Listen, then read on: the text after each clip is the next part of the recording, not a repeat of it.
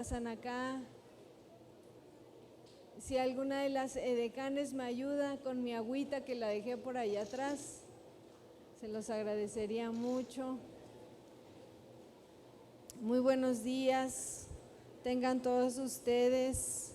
Buenos días a los que nos están viendo desde su casa. Gracias, Maggie.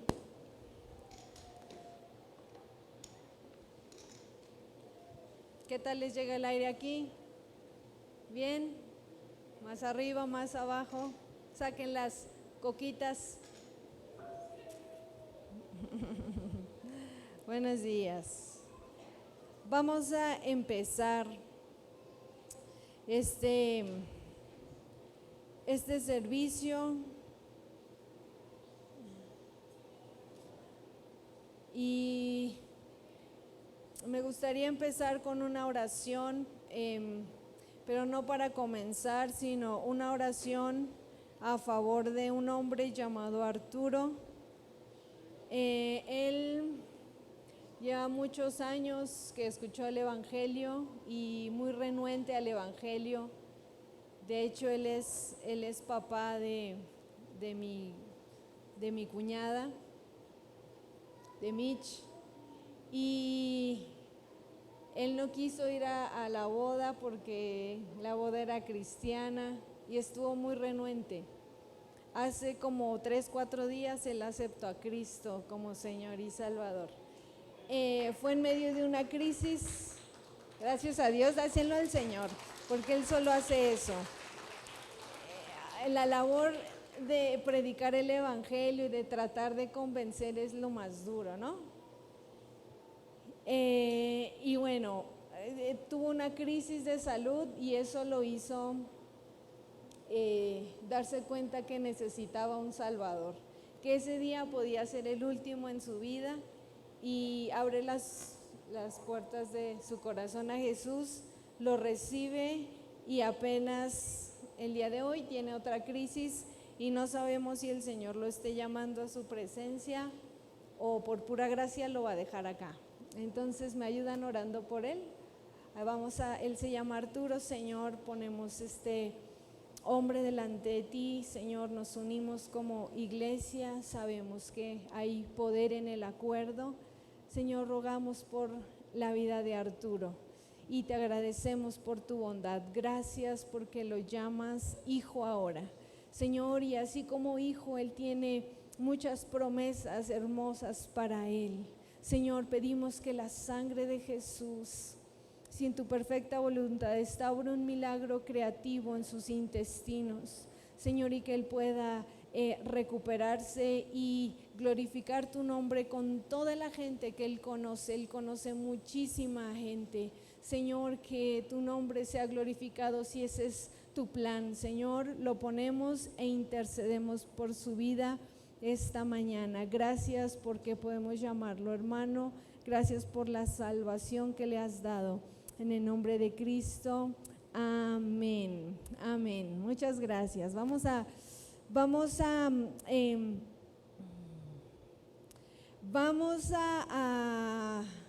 Quiero compartirles una parábola muy conocida por todos, pero yo quiero que la veamos desde una perspectiva completa. ¿Por qué completa?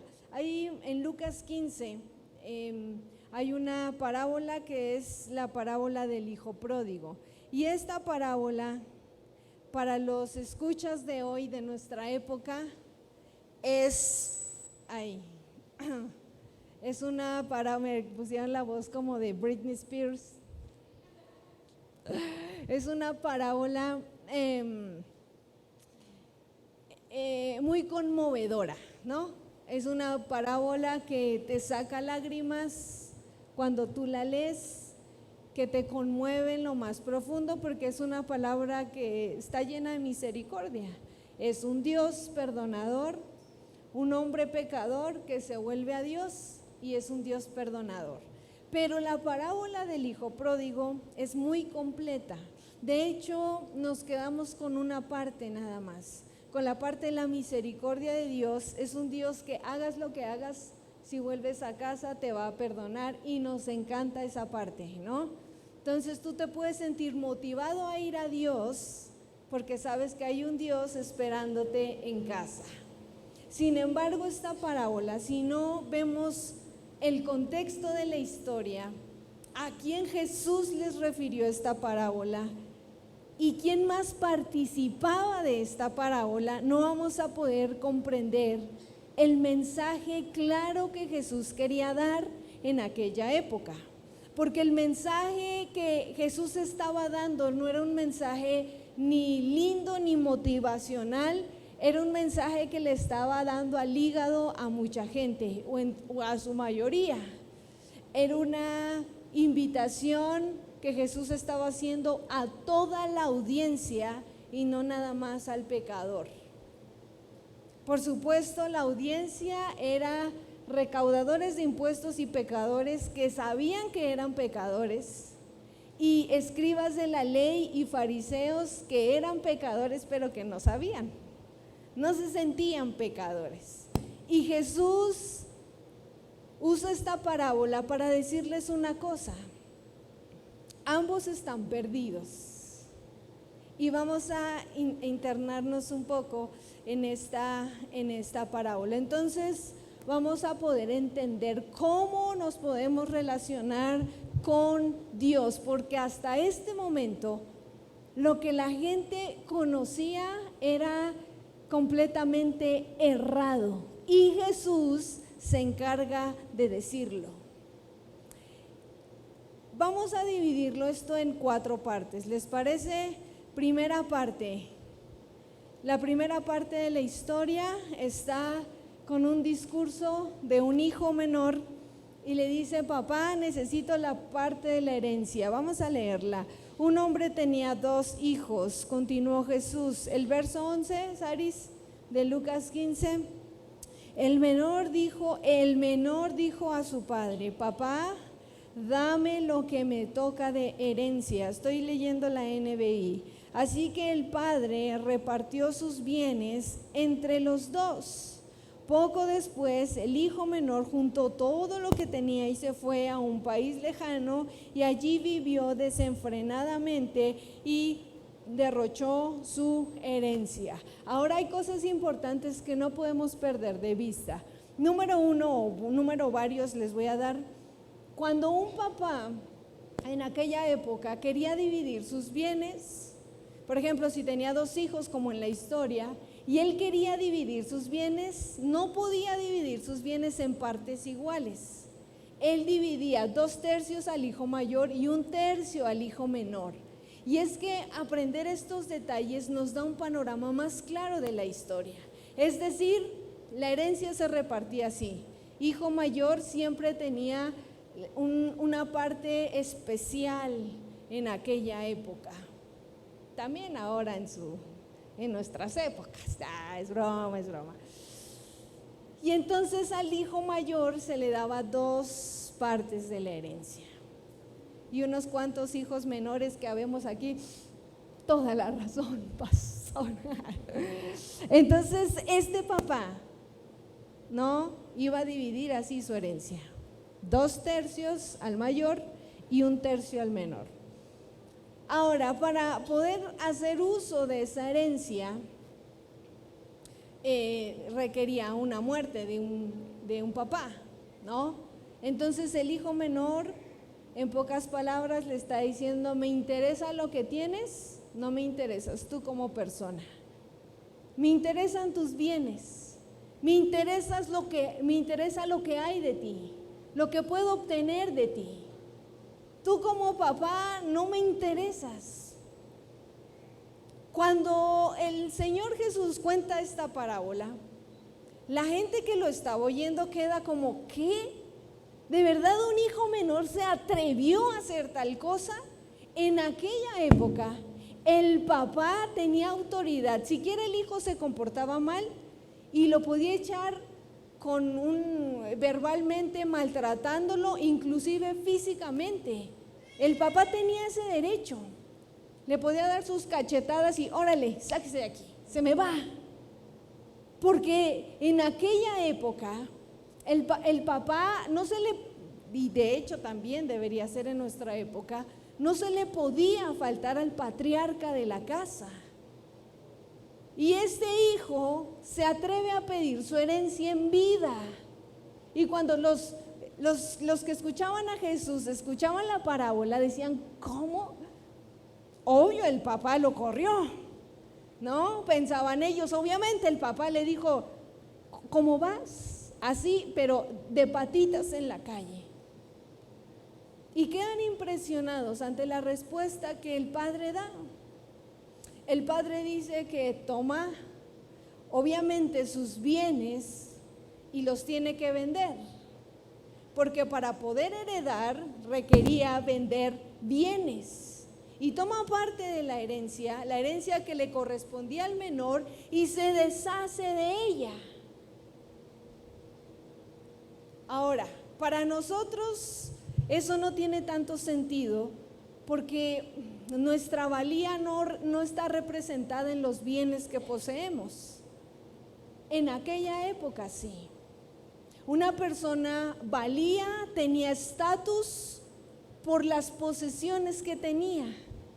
Entre más posesiones, el hombre era más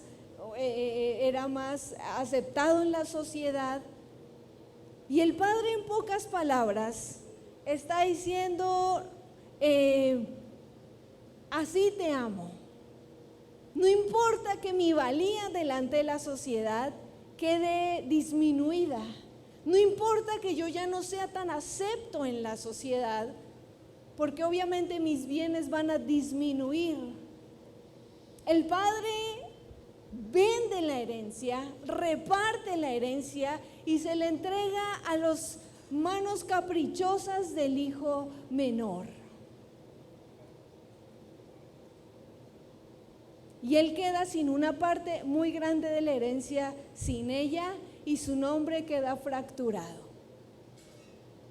A este punto los que escuchaban a Jesús dijeron, no puedo creerlo. No puedo creer esa historia que te estás inventando, esta parábola no tiene lógica. Y Jesús sigue diciendo, vayamos allá, dice, juntó todo lo que tenía y él se va y vive perdidamente, ¿no? Hasta que lo pierde todo, queda empobrecido y se le ocurre un plan al hijo menor, ¿no? Y dice, bueno, la primer parte del plan es voy a regresar a mi casa, porque allá cualquiera tiene de comer, yo aquí no tengo nada, pero allá hasta el criado más criado tiene que comer. Entonces la primera parte del plan es voy a volver. La segunda parte del plan es voy a decirle a mi papá, papá, no merezco el título de hijo, hazme como uno de tus jornaleros. Escucha la petición del hijo. No le dice, papá, hazme un esclavo, porque un esclavo vivía en la casa del dueño. Un esclavo era como aún hasta parte de la familia. De hecho, había esclavos que se les compraba y se hacía parte muy apegada a la familia. Trabajaban en la casa, vivían en la casa, comían en la casa, todo. Y el hijo no dice, hazme como un esclavo. Él dice, hazme como un jornalero. Y el jornalero, su labor era ir, trabajar en la finca y salir a vivir fuera de la ciudad. Iba, trabajaba y salía fuera de la ciudad. Es decir, el hijo dijo, no merezco tu perdón. Sé que he faltado moralmente terrible. Y yo no estoy pidiendo que así como si nada no, quiero que me hagas un jornalero, es decir, quiero retribuir, quiero hacer algo que me haga ser acepto para ti. Quiero esforzarme por retribuir lo que he hecho y que te ofendió. Quiero lograr comprar un lugar en mi casa que tú puedas decir, ya se lo ganó. Lo tiene bien ganado porque mira cómo se porta, mira cómo trabaja. El padre no le importa nada de eso. Llama a los siervos, bueno, se levanta, va, y lo primero que hace me estoy adelantando la historia, emprende el camino de vuelta a casa y dice que el padre lo ve de lejos. Y lo primero que haríamos en nuestra época, si eres tu papá o si no, ponte en los zapatos de un papá. A ver, tu hijo violó la integridad de tu casa, no disminuyó tus bienes, ni siquiera lo multiplicó, lo malgastó, viene sin un peso, viene con harapos y seguro con deuda. Y seguramente lo más lógico será, bueno, lo ves venir y dice, ya volvió. Veamos en qué actitud viene. O sea, como papá nunca le vas a cerrar la puerta. Yo jamás se la cerraría a ninguno de mis hijos, hicieran lo que hicieran. Sin embargo, yo pensaría, quiero ver su actitud, quiero ver en qué actitud viene, quiero ver si se ha ganado un lugar de regreso a casa, quiero saber si está arrepentido. Pero este papá no. El papá de la historia en Lucas 15 dice que lo ve de lejos, es movido a misericordia y sale corriendo a su encuentro. Detalles que a nosotros nos parecen menores porque hoy los papás corren, ¿no? Cualquier papá corre porque aquí no andan con aguas largas. Pero en aquella época, para poder correr, tenían que levantarse la túnica. Y eso representaba mostrar parte de su cuerpo. Los niños corrían, los jóvenes corrían, pero no un patriarca, no un padre. Y él se abandona. No me importa, yo creo que la gente, sus mismos siervos, lo veían correr y decían, está corriendo, se echó a correr. Y ahí viene aquel. Ahí viene el hijo pródigo, viene el que se había perdido. Sale a su encuentro, corriendo, se echa sobre su cuello, lo besa y el hijo empieza a hablar, ¿no? Ni siquiera ha terminado. Ahí el sábado estaba hablando con uno de mis hijos, habíamos tenido un accidente y solo le llamé, él estaba en el cuarto, estaba llorando y solo le hablé. Y lo primero, ni siquiera le había dicho nada. Y lo primero que me dice es, ya sé, yo ya las voy a regalar, yo ya no las quiero aquí, ya sé lo que, y yo, ya sabes qué, déjame hablar. Y yo creo que el hijo pródigo hizo lo mismo con el padre. No merezco que me llames como uno, mira, hazme como uno de tus hijos, te lo voy a pagar todo, de verdad, si tú me das la oportunidad. Y el papá haciendo señas, el vestido, el anillo y el calzado, calma, había sido muerto, te creían muerto y te he vuelto a encontrar. No hables. A veces no entendemos esa parte en el corazón del papá, porque esa parte no es que el padre tenía idea, no tenía un localizador en su iPhone diciendo, aquí está, ya se fue allá, mira, ya se metió acá. No, en aquella época se iba. Y el papá literalmente cuando lo vio irse con dinero, lo vio irse con un orgullo, lo vio irse con una prepotencia, lo vio irse y él dijo, se lo va a comer el mundo, a mi hijo se lo va a comer el mundo allá afuera, se lo van a acabar, porque trae dinero, porque no tiene una conciencia, porque es pecador, porque es un niño, Y el papá seguramente esperaba lo peor. Él no esperaba que su hijo volviera y no con vida. Sin embargo, cuando lo ve venir,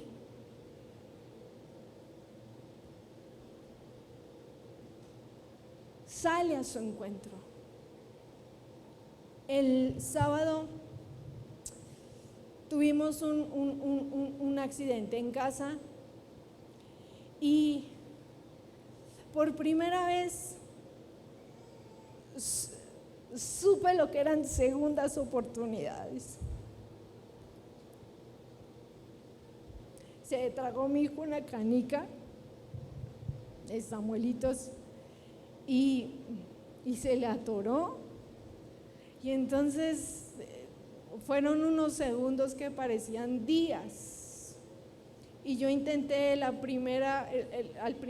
verlo, lo volteé, le pegué, le pegaba en la espalda, intentaba que él sacara la canica y no sacaba nada, y yo tenía una cosa en la cabeza: es tiempo, o sea, si tú no haces nada se va a ahogar, porque él hacía el intento de respirar, pero no podía respirar, y yo veía cómo él, entonces me desesperé, porque dije, no puedo, necesito ayuda, y mis única ayuda eran mis hijos, y dije, necesito un adulto. Yo soy la adulta, Señor. Y salí corriendo de la casa a gritar como loca, de pedir que alguien me ayudara, y nadie. O sea, la bendición de vivir en un fraccionamiento es también lo peor, porque no hay ruido, no hay nadie, no hay gente, no hay nada. Cuando uno quiere algo, no hay nada. Llegué a la mitad de la calle y yo sentí que había pasado mucho tiempo, y él no reaccionaba y traía aquí atorada la canica. Y yo pensaba, si me pongo a tocar las puertas, voy a perder tiempo, se va a morir. Y mando a mi hijo, le digo, córrele, toca la puerta, tócale. Y ya no así. Y va a la casa y me está viendo, yo, fuerte, toca fuerte. Y entonces me acordé que una de mis cuñadas, una vez yo le pregunté, oye, ¿y si alguien se está muriendo? O sea, ¿cómo se ayuda a alguien que se está ahogando? Y me dice, no, pues, ella es enfermera, estudió para enfermería, y me dice, tienes que poner tu mano aquí, hacer un círculo y presionar fuerte, pero no así, sino de abajo hacia arriba, fuerte. Yo había leído que los bebés se ponen aquí en tu mano, en tu brazo, les quedan sus pompitas acá, pero Samuel ya me quedan hasta acá. Entonces yo dije, es que así no es como es, y me puse muy nerviosa. Entonces mi hijo dejó de respirar, ya no hacía ruido, y en ese momento sentí que se había ido. Y yo dije, ni siquiera pude orar, solo dije, Señor, por favor. Ya no hacía ruido, ya no hacía intento por sacar la canica. Estaba más aguado del cuerpo y solo lo apreté muy fuerte, lo puse de cabeza y lo apreté muy fuerte, hasta que mi hija me dice, mami, aquí está la canica, ya la sacó. Era una canica gigante, no una bombocha, no, pero era muy grande, o sea, era muy grande. En ese momento, cuando ella me enseña la canica, supe lo que eran segundas oportunidades, supe lo que significaba que alguien que había muerto fuera devuelto, porque yo fui torpe, muy torpe, porque no supe ayudar a mi hijo y porque solo el Señor pudo haber hecho algo así.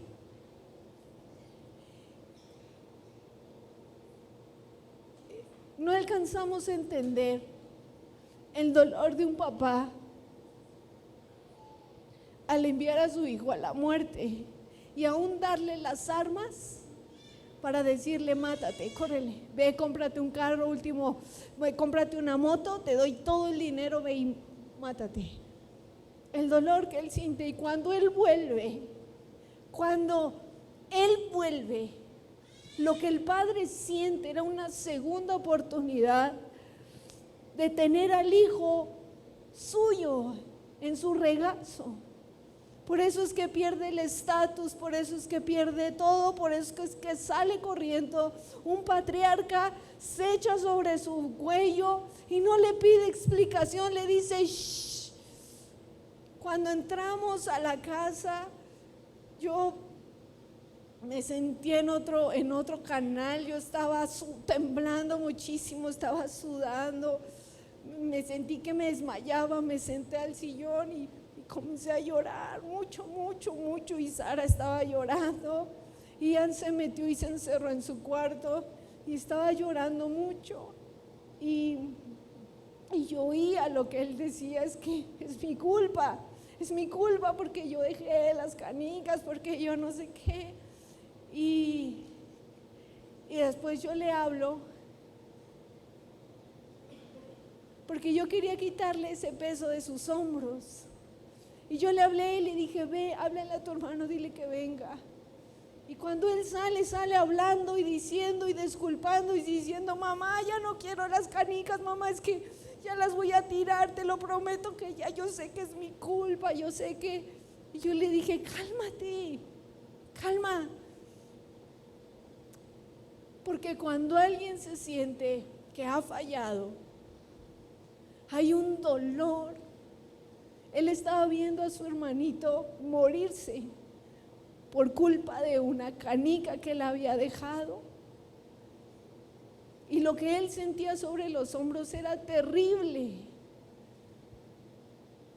Y comenzó a disculparse y a decirme, y le dije: Ian, calma, dime qué pasó.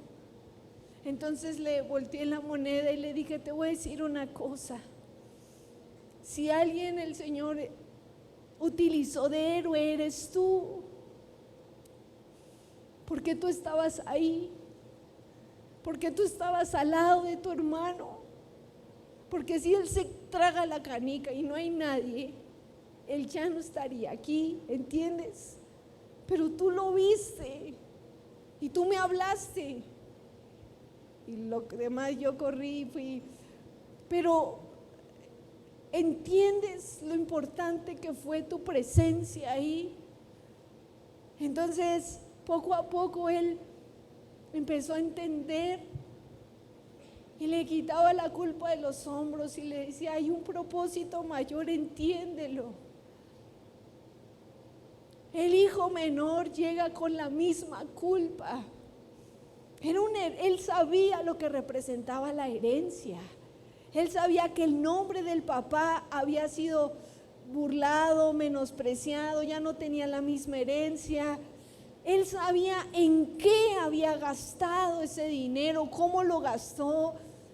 Y llega con una culpa a casa del padre, y por eso él lo quiere arreglar.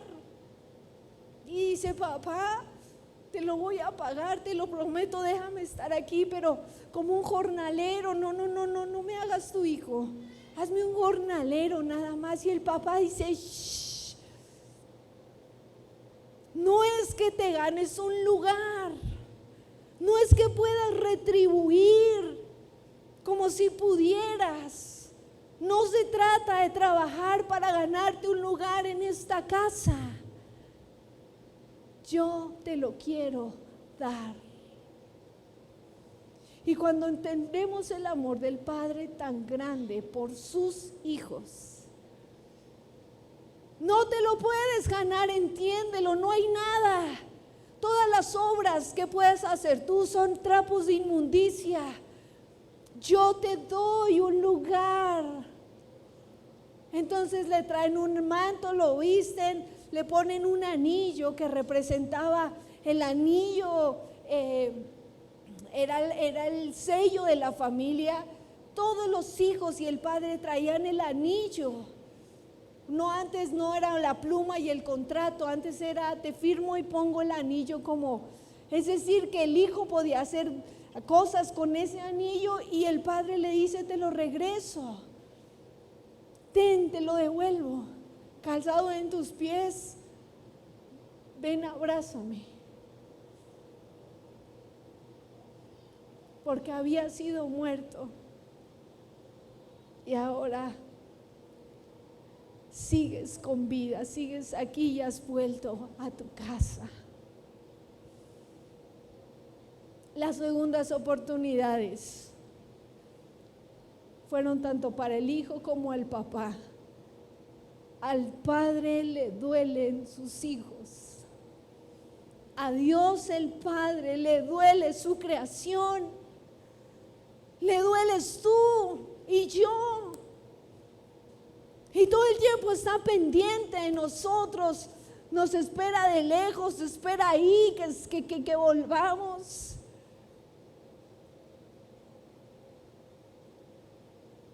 Nunca lo había entendido hasta el día de ayer. Nunca había entendido lo que siente el Señor Jesús cuando un pecador se arrepiente, porque era muerto y vuelve a la vida. Ese sentimiento de respirar hondo y decir, volvió, lo tengo aquí, está en casa, regresó. Muchos somos como el hijo menor. Hacemos cosas mal y queremos retribuirle a Dios. La gente va al médico y no quiere decir lo que le duele en el médico. Apenas decían, ¿y eso te enseñan en la iglesia? ¿A eso vas a la iglesia? Pues es que no sé qué piensan, que la iglesia es un museo y de santos para acabarla. Si la iglesia es un lugar de gente tan rota y quebrada como allá afuera, pero con esperanza,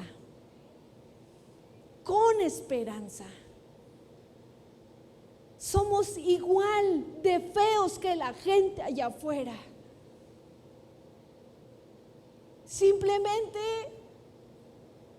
habemos feos que no lo queremos reconocer. Y en la historia el papá le calla la boca al hijo, le dice, tranquilo, te amo. Porque aún así, el hijo voluntariamente se haya ido, el amor del padre lo supera todo. Y le dice, ve y hace una fiesta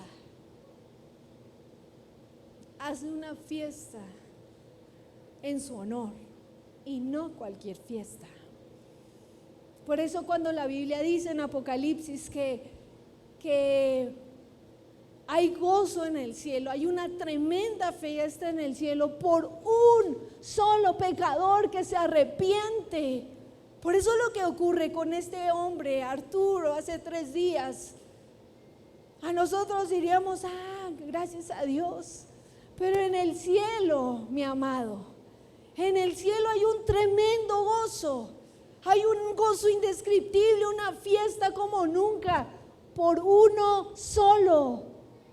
El cielo está de fiesta seguido. Llegó otro y el Señor desea a todos, cada uno de los que están aquí, de los que están allá afuera. Pero hay un gozo que no se puede describir. Yo le escribí a Israel y no como para decirle, le voy a decir porque al rato los niños le van a decir, y, no.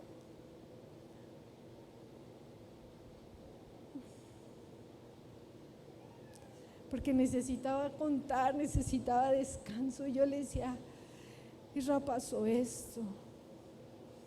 Y cuando él dejó de respirar, yo sentí que me morí con él.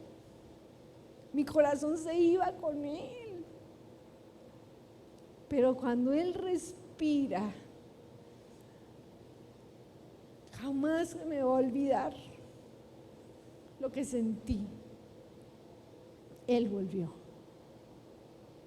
Y la parábola del hijo pródigo se necesita entender desde la perspectiva de un papá que ama sin medida a sus hijos. Sigue diciendo la parábola. Aquí pasamos a la segunda parte de la historia. Dice, cuando lo había malgastado, llegó, vámonos hasta allá, al verso 15.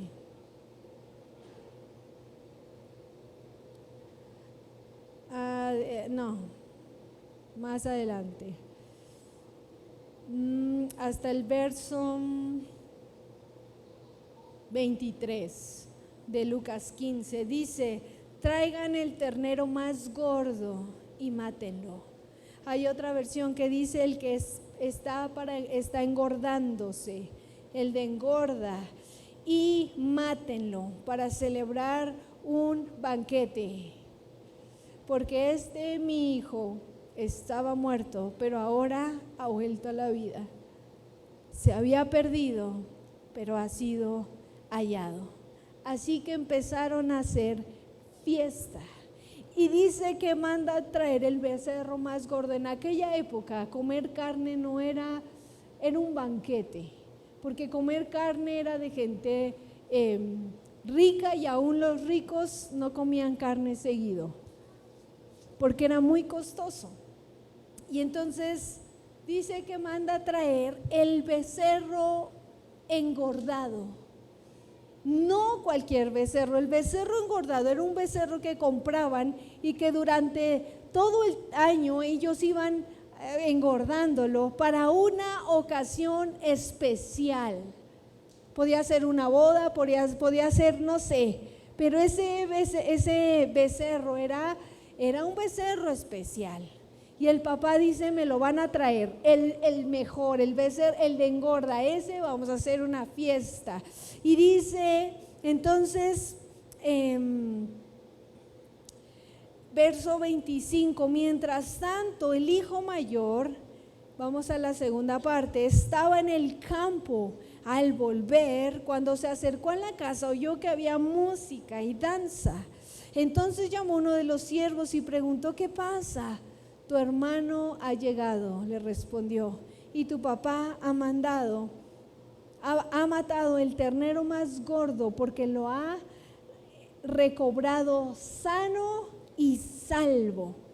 Indignado, el hermano mayor se negó a entrar. Mira lo que pasa en la historia.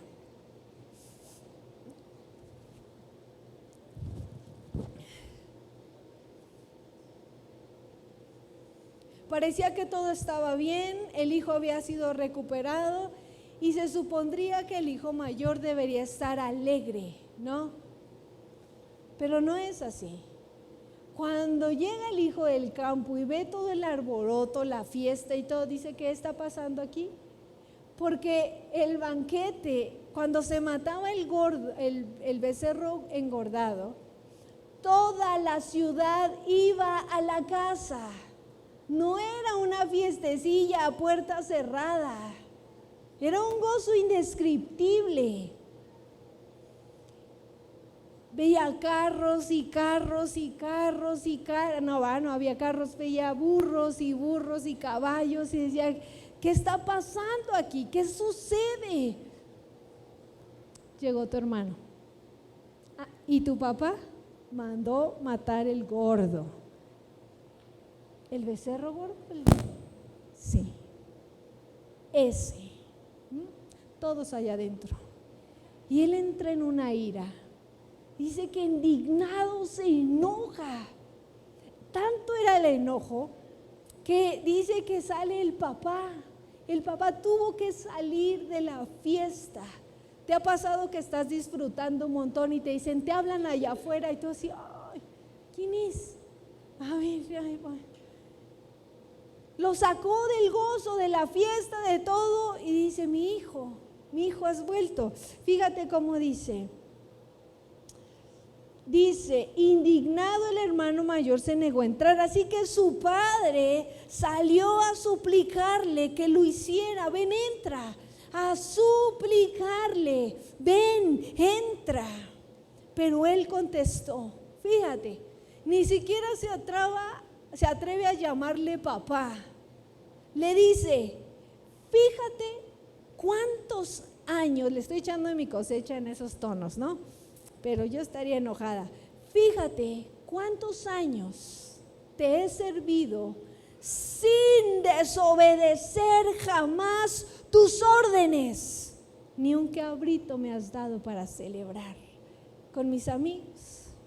Pero ahora llega este hijo tuyo que ha despilfarrado tu fortuna con prostitutas, tú mandas matar en su honor el ternero más gordo.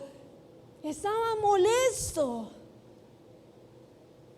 Ni siquiera le dice mi hermano, llega mi hermano, no, tu hijo, tuyo. Yo no soy de esa familia, discúlpame, pero no es posible que él se gaste todo y así, sin más, llega y quiere otra vez. Y tú lo dejas entrar y haces fiesta en su honor, hay que aplaudirle al niño. Eso no dice. Dice el verso 31, hijo mío, sí la hago de hermana mayor, ¿va? Pobre Sodi.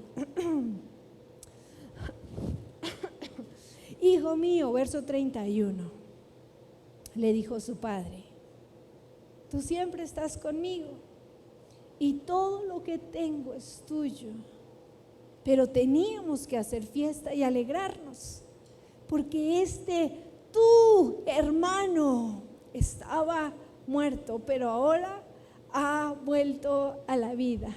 Se había perdido y lo hemos encontrado. Hubo un detalle tremendo aquí. Este joven había sido bueno. Estaba furioso porque él lo que tenía solamente era bondad. Y todo lo que estaban gastando era de él. Porque el hijo se había gastado su dinero, ¿no? Y ahora viene el muchachito y se está gastando mi dinero, mi becerro, mis cosas. El hijo jamás había pecado, jamás había desobedecido y estaba interesado en las cosas del Padre más que en su propio papá. No era distinto al hijo pródigo. A uno lo separaba su pecado y al otro lo separaba su bondad. He cumplido, he obedecido, no me he salido de tus mandatos, voy a la iglesia, voy a la célula, diezmo, oro, ofrendo, pacto, voy a las convenciones. ¿Qué más? ¿Por qué no contestas mi oración? ¿Por qué a mí no me das un cabrito para gozarme? El padre se convirtió en deudor del hijo mayor. Creyó que por su bondad, su obediencia, podía manipular las cosas de su padre. Pero lamentablemente lo que Jesús nos estaba queriendo decir en esta parábola es que ambos hijos están tan perdidos. Ambos hijos, uno perdido por tanta bondad y otro perdido por tanto pecado. Ambos están lejos de Padre. El hijo mayor, estando en casa, estaba lejos de su papá. Le interesaba lo que el papá tenía. Mi becerro, mi herencia, mis cosas. Y tú y yo nos ubicamos en uno de los dos. Tú y yo estamos siendo uno de los dos hijos. Hay gente que le exige al Señor y que dice: yo no veo mi oración contestada. Oro y oro. Yo no veo que tú pagues mis deudas. Yo diezmo. No he faltado mis pactos. No falto mi ofrenda. Es más, ofrendamos en una justicia equivocada, tratando de comprar algo de Dios. Él no nos debe nada. Él no es deudor nuestro. Pero nos podemos comportar como hijos mayores. Y al final del día, estar tan lejos del Padre como el más pecador que puedas conocer. O tal vez te ubicas en el hijo menor, aquel que sabe que ha fallado, pero que no es capaz de acercarse al Padre porque tiene que hacer algo. Tiene que ser bueno para ir a la iglesia. Tiene que portarse bien para agradarle a Dios. ¿Cómo voy a orar? Me siento mal. Cuando estaba con mis hijos y yo le decía a Ian, porque yo lo vi, le dije: Ian, ¿puedes orar? Me dijo: no. Yo le dije: no, ¿por qué no? Porque yo no sé si Dios me quiere aceptar. Porque yo hice algo muy malo, mamá. Entonces que me enojo. Dije: ¿estás diciéndole a Dios mentiroso? ¿Me estás diciendo que Dios es mentiroso? ¿Me estás diciendo que lo que la Biblia enseña no es real? Porque la Biblia dice que todo aquel que se arrepiente de su pecado, que se acerca al Padre, que confiesa su pecado, le es perdonado y Él es acepto por la sangre de Jesucristo, no por méritos propios. ¿Me estás diciendo que eso es mentira? Porque si tú dices eso, estás haciendo a Dios mentiroso. Y entonces él me dice: no, mamá, pues entonces ora. ¿Quieres pedirle perdón al Señor? Pues pídele. Pero tú no puedes quedar atorado ahí, diciendo: es que yo, mi culpa. No, te pudo haber pasado a Sarita, a mí, a quien sea. A veces estamos tratando de arreglar nuestras propias vidas antes de acercarnos a Jesús. Es tanto lo que no sabemos, pecadores, que dejaste de orar, dejaste de leer la Biblia, dejaste de juntarte con tus hermanos, porque chin me vieron, chin supieron. Es que no puedo dejar. Entonces está siendo el hijo menor. Necesitas ser bueno para acercarte al Padre, ¿no? Necesitas retribuirle al Padre para poder ser hijo. Lo que quieres es ser un jornalero que trabaje para Dios, que lo haga sentir que está ganándose un lugar. Y eso, mi amado, solo nos deja ubicados en el segundo hermano mayor. Nos llena de orgullo, porque el hijo mayor dijo: ese lugar yo me lo gané. Yo me lo gané. Y no es así. ¿Quieres hablar con Dios? ¿Te sorba tu pecado? Es ahí cuando la gracia toma poder. Lo que Jesucristo le estaba diciendo a esta audiencia: levantó la ira de los fariseos y de los escribas. Yo creo que ellos cavilaban en su interior y decían: ¿me estás diciendo que ese que ama prostitutas es igual de malo que nosotros que seguimos la ley? ¿Eso es lo que estás diciendo? ¿Estás diciendo que ninguno de los dos está cerca del Padre? Nos pones por igual a estos y a nosotros que hemos vivido santos toda la vida. ¿Te acuerdas del hijo pródigo, del hijo joven rico? Maestro bueno, ¿qué hago para heredar la vida eterna? Los 10 mandamientos haz. Cumple los 10 mandamientos. Jesús ya sabía de qué tela estaba cortado, ¿no? Entonces dijo que le voy a decir lo que quiere oír. Los 10 mandamientos, todo eso lo he cumplido desde que soy niño. ¿Hay algo más? Le faltó decir porque guapo soy. Estaría el pastor aquí.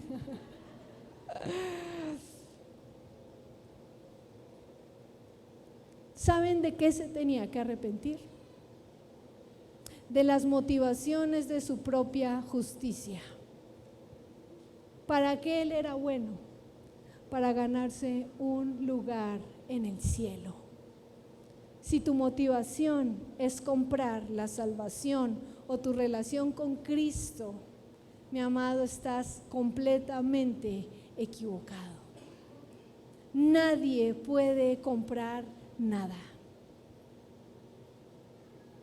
Y le dice: tus motivaciones para ser bueno están erradas. Anda, vende todo lo que tienes y sígueme. Dáselo a los pobres. Regala tu herencia, todo, véndelo. Ven, ven, sígueme. No pudo, porque había una motivación errada. Porque aquí todos tenemos la misma pinta física, pero muchos aquí somos hermanos mayores o hermanos menores. Y tanto el uno como el otro no están cerca del papá. ¿Qué nos acerca al Padre entonces? Y estoy cerrando la predicación. Luego entonces, ¿qué nos acerca al Padre?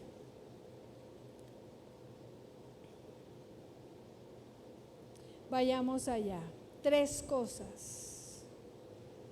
3 cosas. La primera, necesitamos el amor inicial de Dios. En la historia, el Padre sale por los dos, por ambos hijos. Sale por el pródigo, lo abraza, lo besa y hace fiesta en su nombre. Y sale por el mayor y le ruega que entre. Escucha lo que voy a decirte. Tú no puedes acercarte a Dios a menos que Él te esté buscando. No se trata del que quiere, no se trata del que corre, sino de Dios quien tiene misericordia, de aquel a quien Dios quiere tener misericordia. Si tú hoy estás aquí, es porque hay un papá que está allá afuera y que te está buscando. No se trata de me arreglé, soy diligente, soy cumplido. No, porque nadie se puede acercar al Padre si el papá no lo está buscando. No hay manera. Por eso es que Dios nos llama con lazos de amor. Y tú dices: si a mí Dios no me ve, a mí no. Que estés aquí se le llama gracia de Dios, favor de Dios, amor de Dios por ti. Te busca, te anhela, te llama. Usa todo, ¿no? Usa un hijo que está ahí. Vamos, sí vamos, hoy sí vamos, vamos, ya merito. Mamá, sí vamos a ir hoy a la iglesia, mamá, sí vamos a ir. Hoy no hemos ido, mamá, no hemos ido. Usa tu líder, no te hemos visto en la iglesia. Usa lo que sea, como sea. Pero hay un Dios detrás de todo esto. no es nuestra propia justicia. No somos tan buenos ni tan diligentes para venir, me voy a la iglesia. No, tú te acercas a Dios porque Él se acercó antes a ti. Envió a su Hijo Jesucristo para reconciliarse contigo y conmigo. Entonces, entender que necesitamos conocer el amor inicial de Dios es importante. 2, necesitamos arrepentirnos, claro, de nuestros pecados, y eso todos lo sabemos. Así como el hijo menor, ¿no? ¿Tú crees que tenía que arrepentirse? Mucho que confesar, mucho. Pero no solamente teníamos o tenemos que arrepentirnos de eso.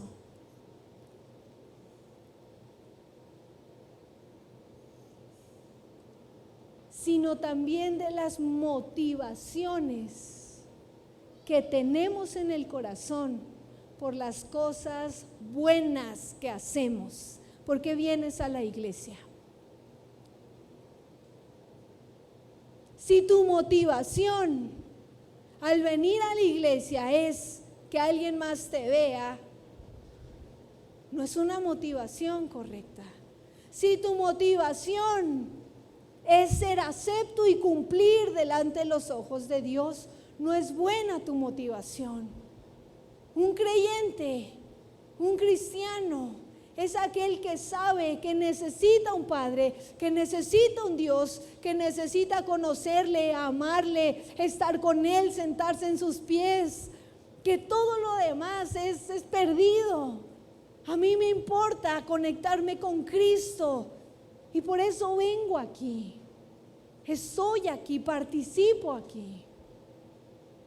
Entonces,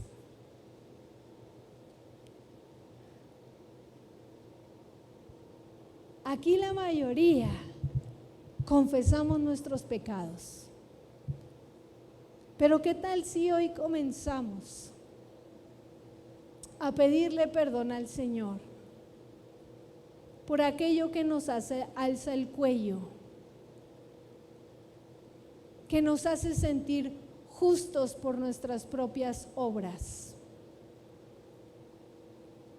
Si dar un diezmo te alza el cuello para sentirte con derechos de exigir, la motivación de dar no es correcta. Y de eso tenemos que arrepentirnos. Hay motivaciones erradas. Buenas cosas que hacemos que nos dejan en religiosidad. Por eso hay tanta gente, hermana mayor, en la iglesia, sin el Padre, frustrados, reclamándole a Dios. No me escuchas, yo, Señor, ¿cuánto tiempo te he orado? Llevo años con esta petición y yo no veo nada absolutamente. Pero el Señor no es Aladín, que le frotas y pides un deseo y dices, quiero esto, quiero aquello. Yo les decía a mis hijos, no ores como el hada de la hada madrina, como si Dios fuera porque esos se agarran, Señor, dame esto, dame aquello, dame todo, y todo parece, cada que oran como Navidad y su lista interminable de juguetes. Y yo le decía, no ores así. Dile, Señor, pues habla con Él. Parece que tú lo frotas y pides y ¿a qué hora le dices cómo te sientes? ¿Qué hay en tu corazón? Él no es Aladín, Él no es el hada, Él es Dios. Él es Dios. Y lo tercero y último que debemos hacer para ir al hogar, debemos ser conmovidos por el costo que tuvo llevarnos a casa. El costo que tuvo. Mira, Jesús le estaba hablando a este grupo de personas, dos grupos. Pero los fariseos y los escribas dicen: ¿por qué te juntas con los pecadores? Y entonces Jesús comienza a referirle tres parábolas. La parábola de la oveja perdida, la parábola donde se pierde la oveja y alguien va por la oveja, la encuentra, la regresa y felices.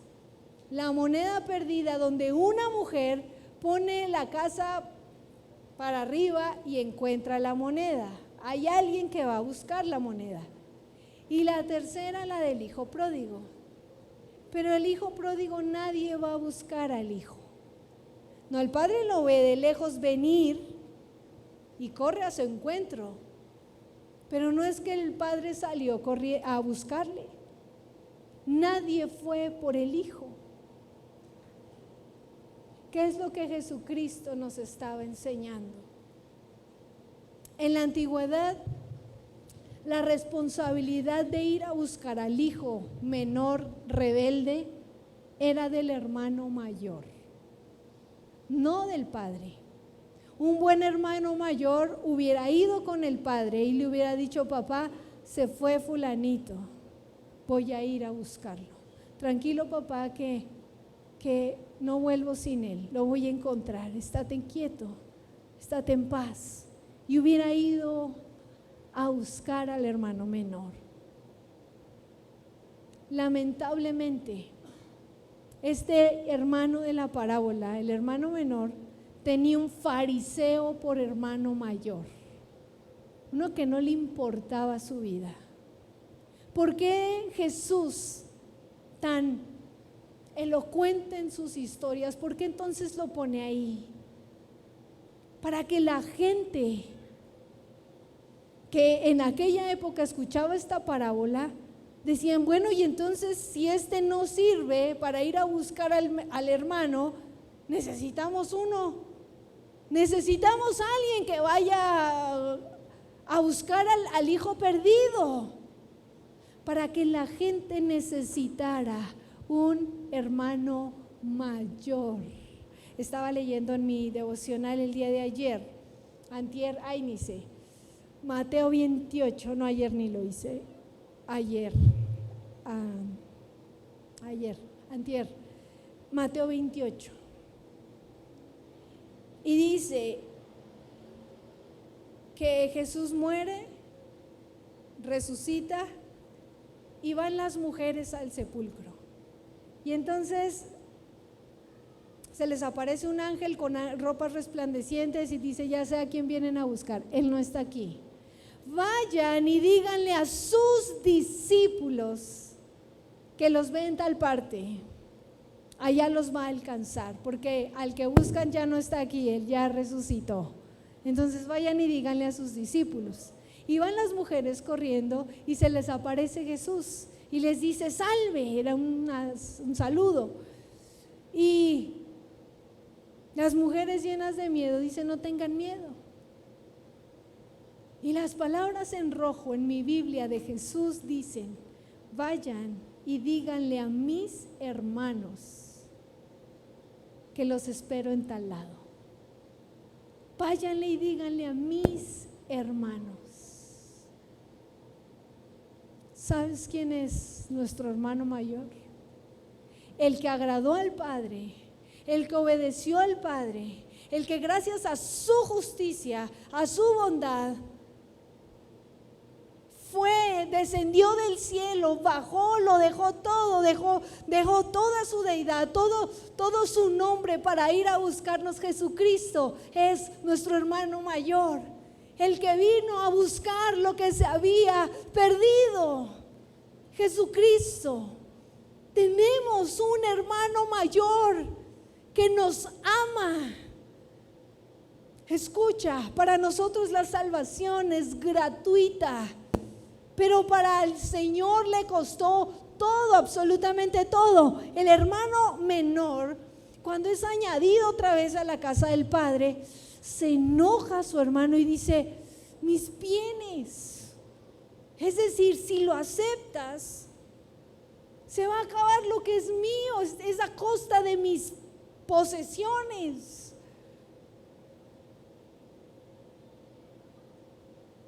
Si Jesucristo nos reconciliaba con el Padre como hermano mayor, le iba a costar todo. El costo para él fue muy alto. Dejó el trono, dejó la corona, la cambió por una de espinas, lo dio todo. Mi amado, tenemos uno que descendió del cielo y fue en busca de lo perdido. Tenemos uno que descendió del cielo y vino a buscarte a ti. Si tú le pones el título como de, nos vino a buscar a todos, eso suena a montón, suena a montón. No, te vino a buscar a ti, a ti, a ti, a ti.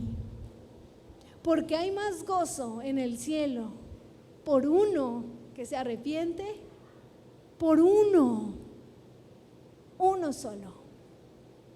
Así es que cuando se trata de ir a buscar, el Señor no nos mira en montón, ni en manada pequeña, ni manada grande, nos mira personal. Dice, tranquilo, chiquito, que yo voy por ti. ¿Sabes por qué se le daban 2/3 al hermano mayor de la herencia? Porque era su responsabilidad cuidar de la familia. Porque ese dinero era responsabilidad para ver por el bien de toda la casa.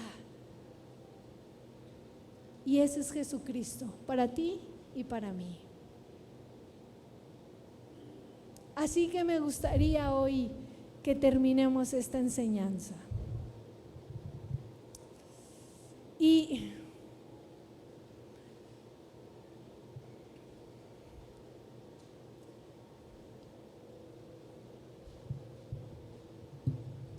¿para qué iría el hermano mayor a buscar al menor? ¿Para irse de fiesta con él? No. Él iba a ir por él para devolverlo a su casa, a su hogar. Cuando tú quieres empatizar con alguien o ser amable con alguien, le dices, ven, te invito a comer, y en la mesa tú ofreces lo mejor. Dices, ay, esto es para ti, esto hice, preparé para ti. En la mesa te sacias, hay compañerismo. Jesucristo en la parábola nos enseña que Él descendió del cielo para llevarnos a nuestro verdadero hogar. Estaba leyendo un libro, Ian, que dice, los niños exigen un veredicto, y son preguntas y respuestas. Y me dice, mamá, ¿por qué dura tanto un culto? Y añade, y más cuando predicas tú, no es cierto, ¿por qué dura tanto un culto? Y yo, pues a ver, léele, ¿qué dice?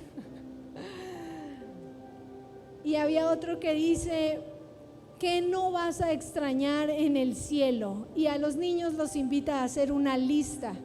Y dice, ¿cómo, mamá? Mira, por ejemplo, yo algo que definitivamente no voy a extrañar es cocinar. 0.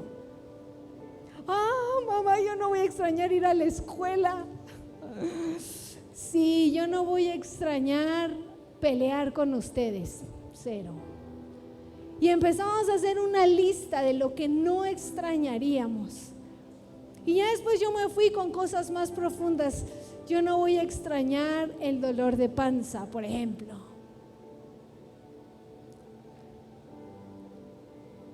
Yo no voy a extrañar llorar. Y eso nos llevó a pensar en el cielo. Y el Señor promete que tendremos cuerpos glorificados, sin dolor. No, es que nuestra mente finita no alcanza a comprender. La otra vez compartíamos con mami Martita y decía que Dice, no, yo lo primero que voy a hacer es ir a ver a René. René, papá, el esposo. Y le dije, pero pues allá ya no te va a gustar como te gustaba aquí, ¿qué caso? No alcanzamos a entender lo que va a ser el cielo, pero el hogar que Jesucristo nos está preparando no tiene precedente. Sin llanto, sin dolor, sin celos, sin ira, sin enfermedad. Y yo te pregunto, ¿tú qué no extrañarías de la tierra? Sin pleitos, sin deudas, sin dinero, sin estrés, sin sueños, sin cansancio, sin nada. ¿Qué no vas a extrañar? Hay un hogar. Hay una tierra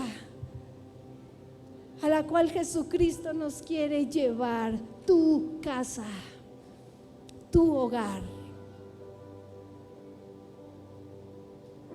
Hay una sola condición. Tienes que aceptar el sacrificio del Hijo mayor. Él vino y descendió a la tierra y Él era el único que era el responsable de ir a buscarnos y traernos de vuelta. En la historia no lo hay,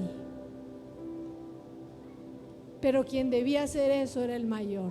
Jesucristo es, ve y dile a mis hermanos que allá los veo. Soy el mayor, yo ya vencí, yo ya lo compré, yo ya les di un hogar. Y solo necesitas poner tu fe en Jesucristo. Aceptar lo que Él ya compró en la cruz por ti y por mí. Aceptar la salvación que le costó todo para que para ti fuera gratuita. Aceptar su desnudez para que tú estuvieras vestido. ¿Por qué no hoy cerramos nuestros ojos? Y si hoy deseas ir a casa, que el día que partas aquí y que digas, quiero no extrañar esto, hoy vas a invitar a Jesucristo, a tu hermano mayor, a que entre a tu vida. Y voy a hacer una oración y tú la puedes repetir similar a la que voy a hacer. Señor Jesús, gracias te doy por comprar mi salvación, por descender del cielo para venir a buscarme a mí. Gracias por darme vida eterna a través de tu sacrificio, a través de tu sufrimiento, a través de tu sangre preciosa derramada en la cruz. Acepto ir a mi hogar.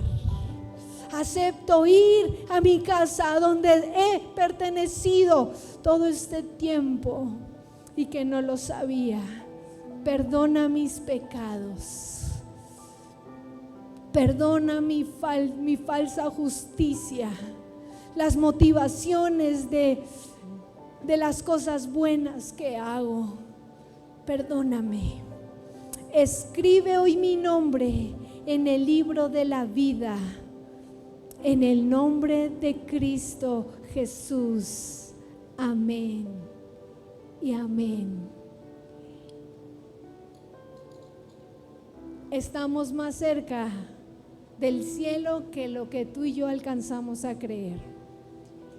Y eso yo lo corroboré el sábado. Y yo les decía en la célula, vivamos hoy como si fuera el último, porque tienes un hogar, una casa. Amén. Amén. Vamos a terminar este servicio. Hay dos cosas que quisiera hacer hoy.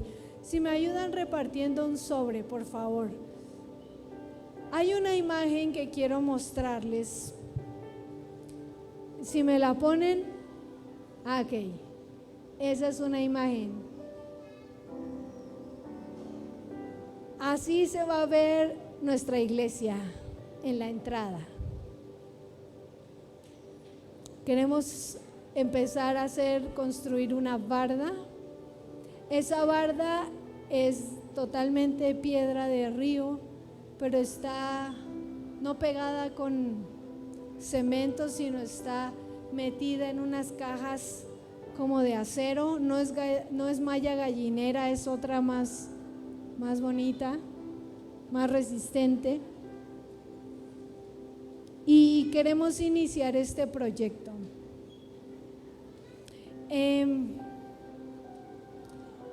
Y hoy yo quiero hacerlos partícipes a todos ustedes.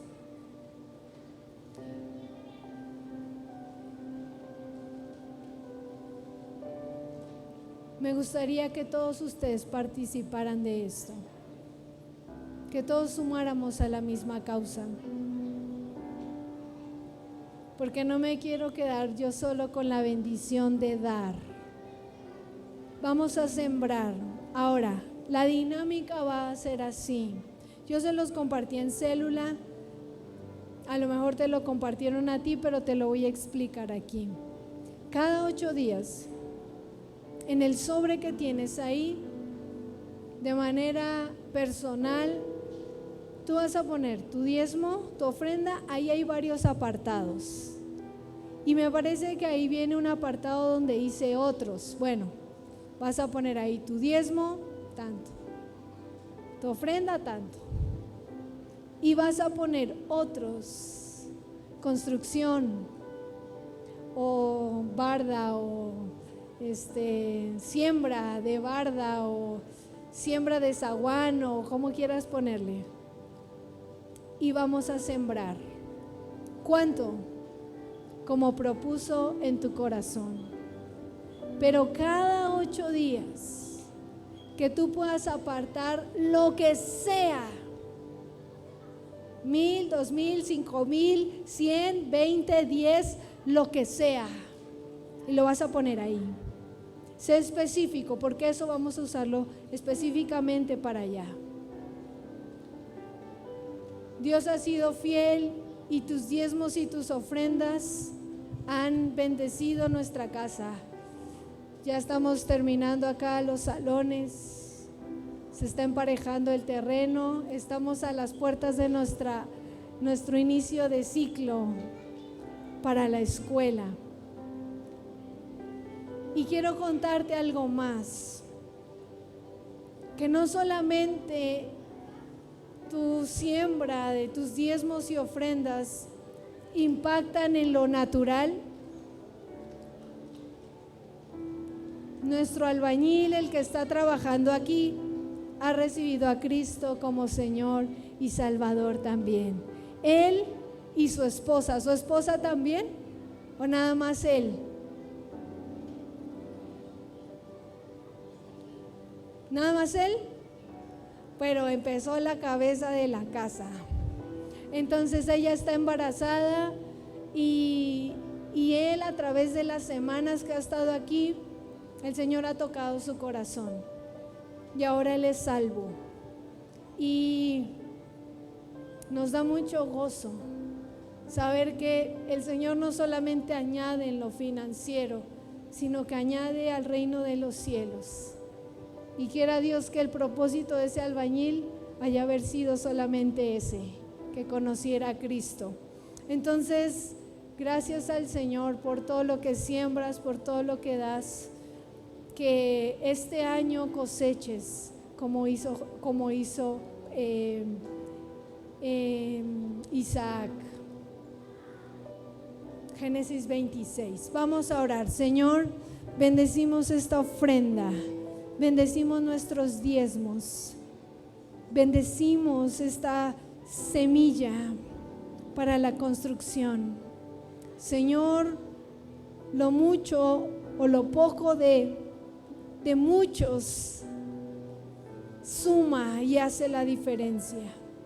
Señor, queremos sembrar para tu casa, queremos hermosear nuestra iglesia, este templo, esto físico. Señor, bendecimos este inicio de siembra, Señor, y que todo aquel que ponga semilla, dice la Biblia que tú das semilla al que tiene un corazón sembrador.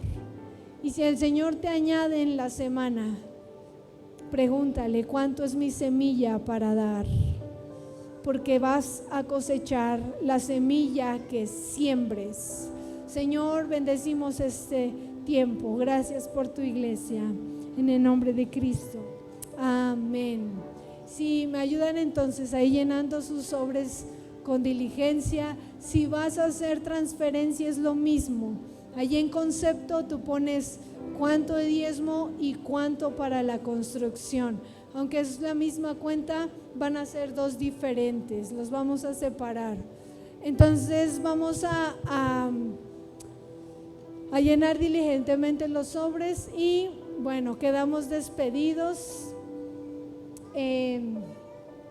Nos vemos entre semanas en nuestra célula. Si no vas a célula, añádete a una. Nos encantaría tenerte entre semana, disfrutar contigo, con tus hijos.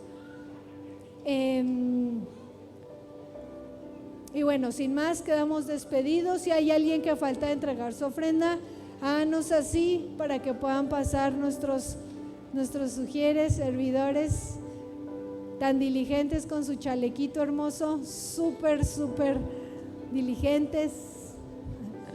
Quedamos despedidos, amados. Dios les bendiga, Dios les guarde. Nos vemos la próxima semana. En casa también quedamos despedidos. Dios les bendiga y Dios les guarde.